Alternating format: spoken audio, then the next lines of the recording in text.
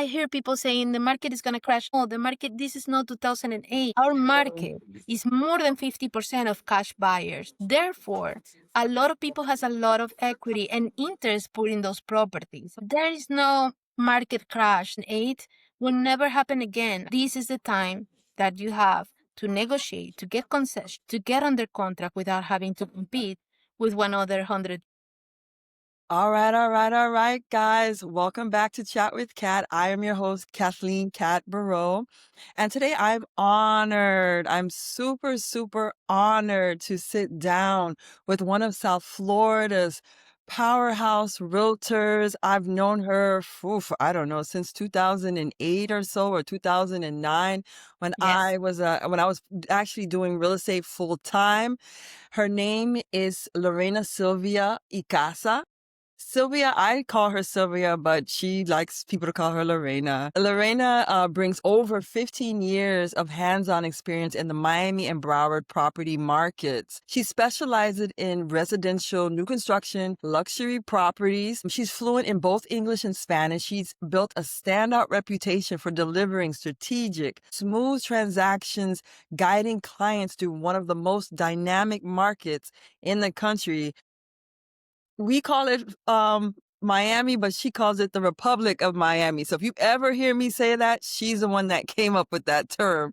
And in today's conversation, we will explore where the Florida market stands in the late 2025 or the next 6 weeks, and unpack buyers and sellers, what they really need to know, dive into the opportunities for investors, because she does deal with them, and you can get her forecast for what's ahead for the next 3 to 5 years. So thank you, Miss Sylvia, for joining the show. Welcome. Thank you so much. You say so many nice things. Thank you. Well, it's true. So besides everything that I just said, is there anything that you want to just share with the audience about yourself before we dive into the question? No, you basically said it all. I'm just happy to be here with you. We basically learned the business together. You started in 2008, I started in 2009, but we basically grew up in the business together. So I'm very happy to be here with you. We did. And I'm so honored to have you, Miss Sylvia. Thank you so much. So without further ado, let's go ahead and get into it. So, Miss Sylvia or Sylvia, how would you describe this current real estate market this year? This year has been challenging only because Southeast Florida agents were very used to be always on a rush, always stressed, always anxious about going from one showing to the other, from one client to the other. So when things literally stabilize, then we freak out in the sense of where's this rush that we're used to. And what I see really, it's a way more stable market that Southeast Florida agents were not so used to it, but always being used to be running to the next deal. And in this case, what we're seeing is the market is more stable, is more balanced. There is more inventory than usual, obviously. And obviously there's always more opportunities. In this case, it's not that it's a buyer's market because prices are basically adjusting, but it's not a crash. But at the same time, it's a very good market for buyers to have better options instead of being competing like they have been competing for the last 15 years in multiple offers and scenarios. Is the best time for a buyer to finally have choices and have ways to negotiate closing costs, advance points. So this is a very good market for buyers in that sense, and for sellers, of course, because they still have a lot of equity when they're selling their properties. Thank you. We've watched interest rates fluctuate all year. What impact has it affected in this market? Well, the truth is that in my business during the last 4 years, I don't have so many buyers using financing. Most of my buyers and the buyers that are buying the listings that I have, most of them have been cash. But let's say 10% of the deals that I've done in the last 3 years have been financed. This is a very good opportunity for that. We're not going to see the 3 points something, the 2 point something again. We're still under 7, which I believe is a very fair rate considering the economy. I think this is where we're going to be for a long time, just like when we were in the 3 points something for more than 4 years. So we need to get used to this is the new the new interest rate. We're going to be going a little bit up, a little bit down, but it's a time to buy regardless. Because even if in the future something happens and we go to see low numbers again, people can always refinance. But the opportunity that they have right now to actually choose properties, to actually negotiate closing costs, to negotiate prices, to negotiate other things in the contract, it's not so common. It's easier to refinance in the future than actually get under contract in a hot market. That's good. Thank you. What neighborhoods or pockets in South Florida are you still seeing a strong appreciation despite the cooling market? I just came from showing properties in Boca. All Boca, from west to east, Boca is appreciating and is booming. East Del Rey, the zip code 33483 is a zip code that is one of the most expensive zip codes, and there are very few houses under the $800,000. So if you find one under 800, jump into something in Del Rey. In Miami, what I see mostly, the Ojus area, North Miami Beach, North Miami, some pockets of North Miami. They're very nice areas to buy.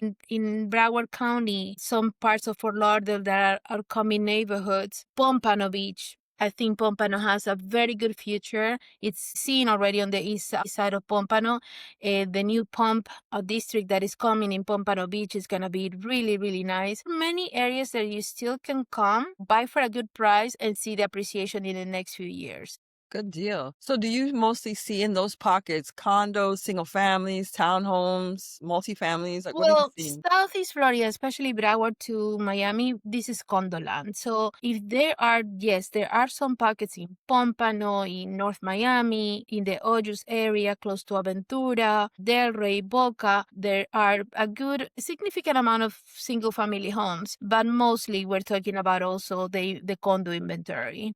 Good. What are some of the biggest challenges that buyers are facing with, and what do you think is the actual solution?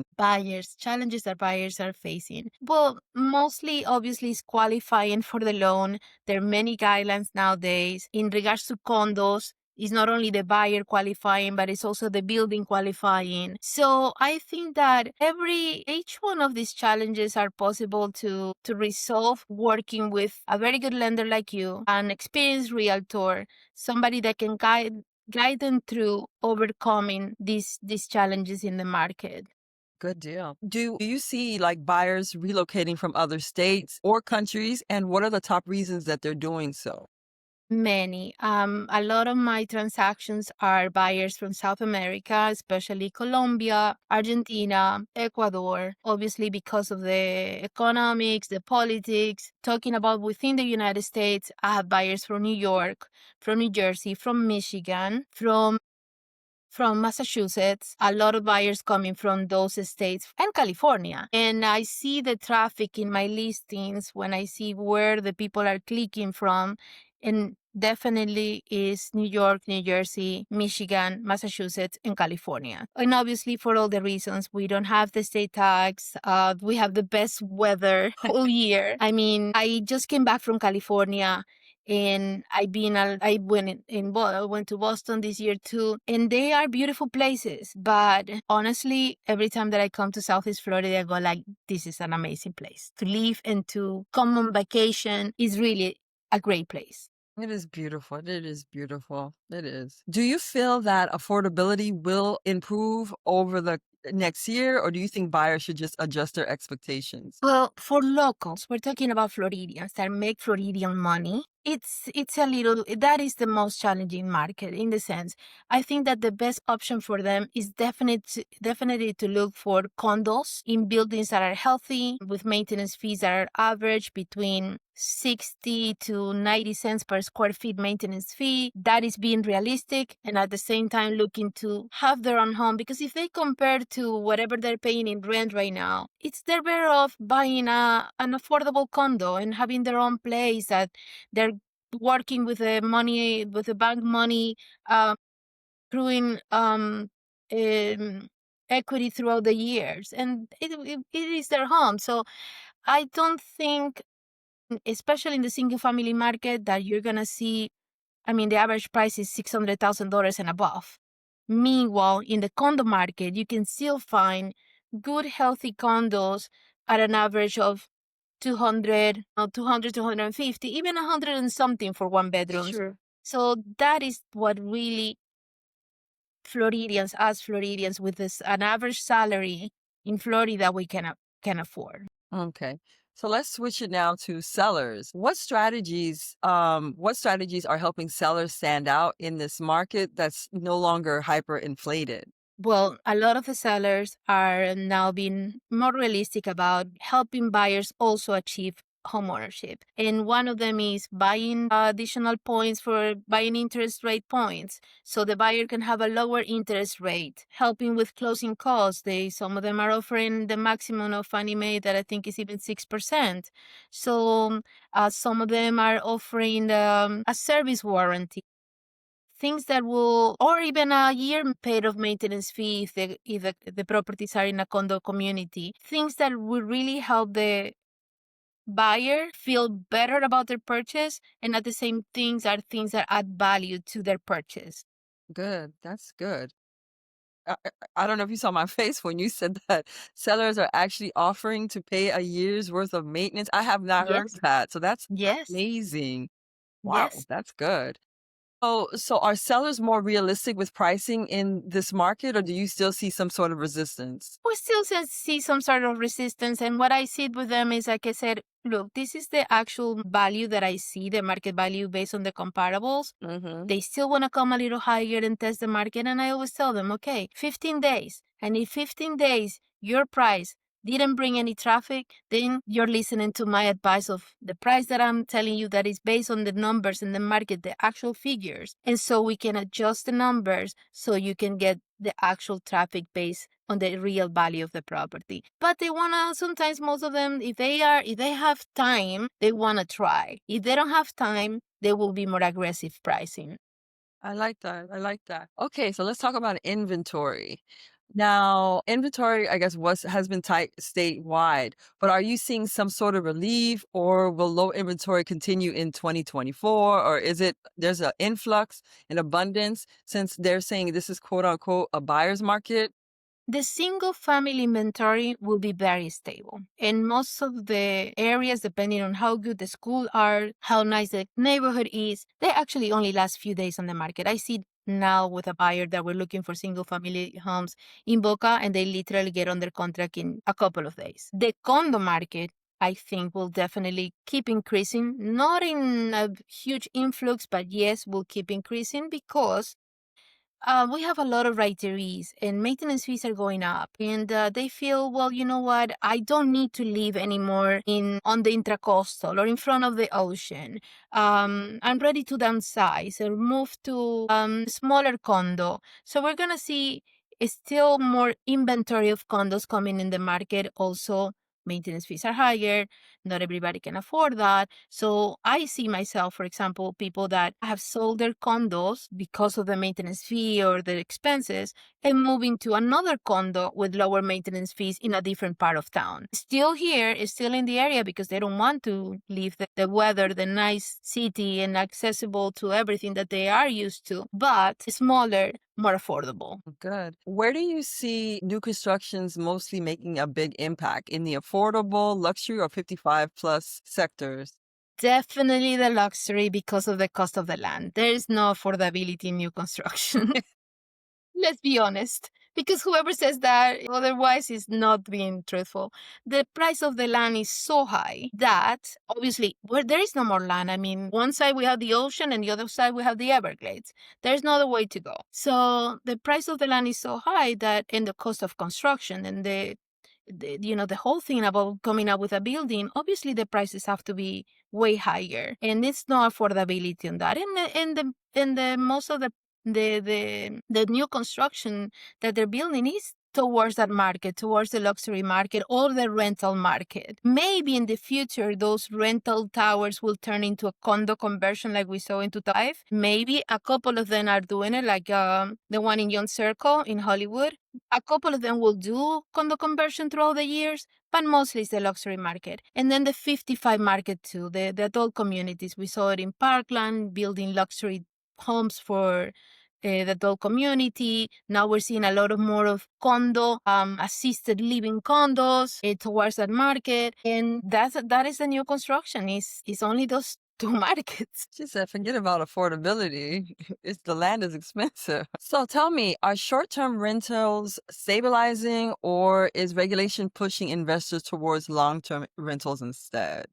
Yes, I mean, I have few clients that I'm selling the units they used to have it in the Airbnb and short-term rentals. But for example, the cities, in this case for Lauderdale, they're coming with more regulations, noise regulations, devices that these houses have to have, insurance, taxes. So when the owners of these units are looking into the insurance that they have to have, that is a high risk insurance, obviously, because it's an Airbnb, also a short-term rental, and then also the fees that they have to pay to the host and taxes of the property that go higher because obviously it's not a homestead. Plus all the regulations and licenses of the city, see owners of short-term rentals properties are starting to sell actually these properties and or turn them into yearly rentals. Interesting. So the wave is over. Yes. All right, let's switch gears to condos. So the reality about condos. How are the new condo laws, the insurance premiums, special assessments influencing your buyers? Very much. And I try also to be, it's not that I try, I give them, my buyers for condos, all the information necessary Uh-huh. so they can make an informed and wise decision. Because at the end, there are buyers for all the condos, whether it's because they reduce the price or because the buyer said, you know what, I want this spectacular view of the intracoastal or the ocean, even though the maintenance fees almost $2 per square feet, together with assessments and maintenance fees itself and some additional fees of the building. There is a client for every product, depending on what their needs are and what their likes are, their lifestyle. Because the truth is that in Southeast Florida, we sell the lifestyle mostly. True. If somebody wants to be in the center of something, they will pay for that because that's what the lifestyle that they want to have. But yes, it's definitely affecting a lot. And now with the new break in the law giving building chances until 2028, that a lot of the buildings thought, a lot of the condo owners thought, well, that will give some break and some more people buying the units. But it also depends on the board of each building, because if that board decides that they don't want to wait until 2028 and they want to impose full reserves, I mean, that building and the maintenance fee is going to go to the roof. Some people will be forced to sell if they are retirees in a budget, and less people will buy in that specific building because they decided to go for reserves before 2028 when the break that the legislation is giving. Most of the buildings in Southeast Florida were built in the 70s, the 80s, and the 90s, meaning that they're all going through millennium inspections, milestone inspections, either the 30, the 40, or the 50. So most of them have an assessment going on, it's going to start, or about to finish. So we need to know that regardless of which condo you're going to buy, this is what happened, especially on the east side, especially in the water, intracoastal, oceanfront, especially in those buildings in Brickell or at Gables. So it's about the educated part of square footage, kind of building, how much it compares to the new construction, obviously. I mean, if you're buying 2,000 square feet in a building next to a brand new that starts at $3 million, but this one is 1.8 and the maintenance fees is still $700 less than the other amount, obviously that is a very good product. If the building is going through assessments, all the milestones inspections, it's going to be basically a new building in a sense with everything up to code, with new balconies, with concrete restoration done. So they have to make informed decisions. Ask for the budget. Ask for the last 6 months at least of minutes from the association. Ask for the engineering report if there is any, especially the minutes, and ask all the questions about the reserves, how much they have, all the financials at least for the last year. That's a good advice. I don't even know if I should ask you this because you just gave a really good answer. There are some buyers that are petrified of special assessments. What advice would you give them? They shouldn't be petrified of a special assessments because that shows that they're taking care of the building. And that's what the problem happened when unfortunately the tower collapsed. They were for many years trying to do the work that was needed, and they were having some issues with voting because the balconies needed to have a change, and for that they needed the vote of all the owners. So if there are assessments in a building, that shows that the building is being taken care of. It also, I mean, every assessment also you have to look into, okay, what the assessment is for, how much the assessment was for or is for. So all assessments have to make sense too, right? It's not like there was an issue in Brickell with a building that wanted, I don't know how many millions in assessments that didn't make any sense. So, and went to court. I think they won. The owners won. So you have to also ask, okay, how much the assessment is for and what encompasses in that assessment and what is being done. And if all the milestone work required is done in that assessment, then you're basically buying a building that is healthy. So you shouldn't be afraid at all of assessment because that shows that the board is working in bringing the building up to code and doing the work necessary. That's a really good answer. Really good. So tell me, how's the luxury market performing compared to regular residential? The luxury market is doing great because a lot of people with a lot of money are moving in the area, new businesses, obviously the breaks in taxes, the weather, the politics, the feeling in the city, what people are looking for. The luxury market is actually probably behaving better than any other market right now in the area. Interesting. And what about like more multi-generational buyers or people seeking like alternate living, like duplexes, triplexes? What do you see there? I see the new construction, the builders of in homes especially, they're doing a lot of multi-generational. The the the additional suite that connects but is at the same separate. I see a lot of people actually looking for that kind of property so they can have their in-laws especially or their college kid that decided not to go to another state but stayed in local. And that is a trend now.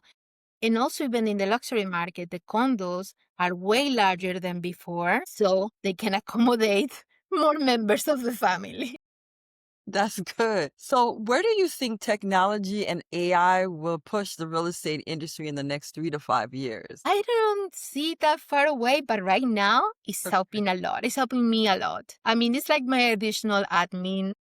I create projects, I create the chats. Obviously, I think that we cannot use that 100% without giving our human touch of reviewing. I just don't copy and paste. I go through whatever response gave me, and then I see if this fits what I want to say or I want to reply. So I use it as a guide, not as a response. But I think that in the future, most likely will also be a response in the sense I will not need that much feedback from me to get the right answer or the right response to a project that I have. But right now, I think it's helping people a lot.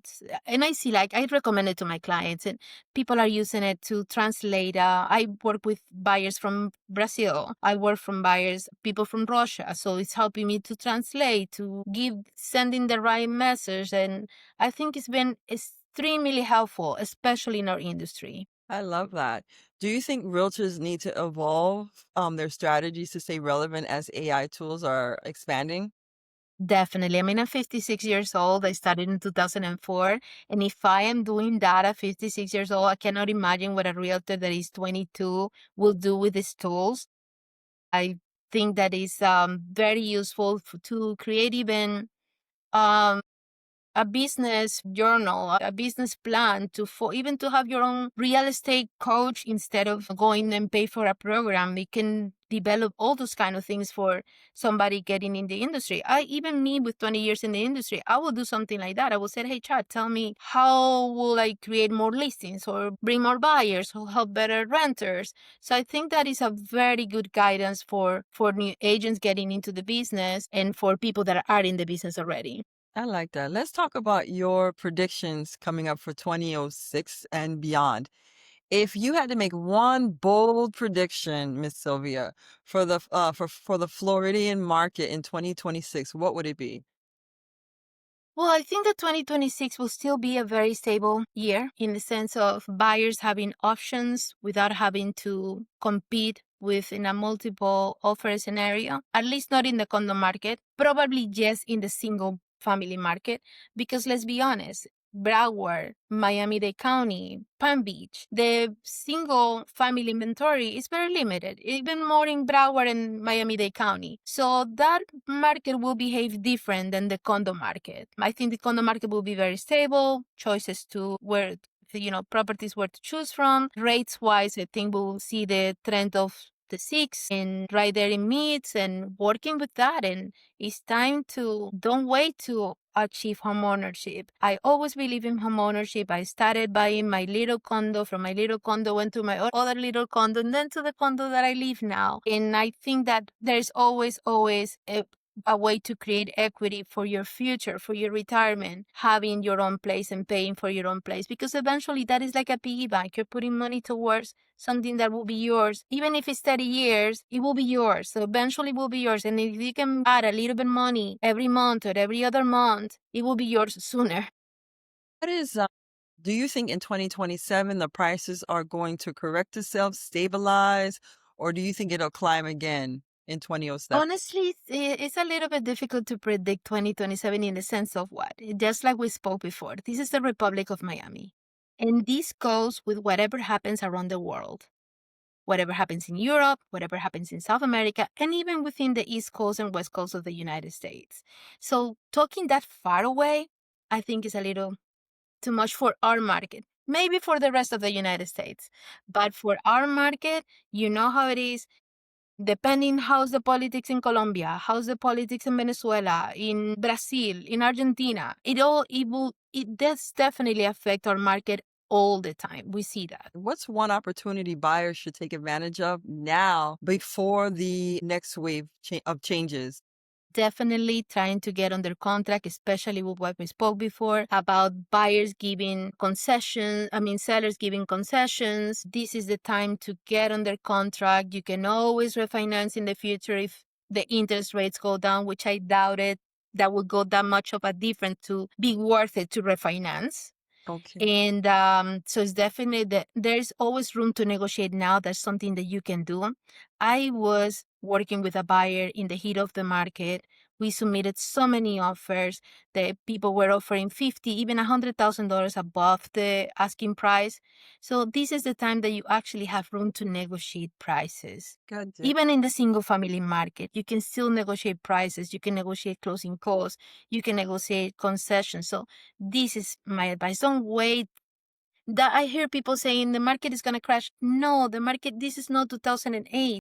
Most of the buyers after 2008 were cash buyers. Yeah. Our market is more than 50% of cash buyers. Therefore, a lot of people has a lot of equity and interest put in those properties. Mm-hmm. So there is no market crash. That 2008 will never happen again. I doubt it that will ever happen again. So this is the time that you have to negotiate, to get concession, to get under contract without having to compete with one other 100 people.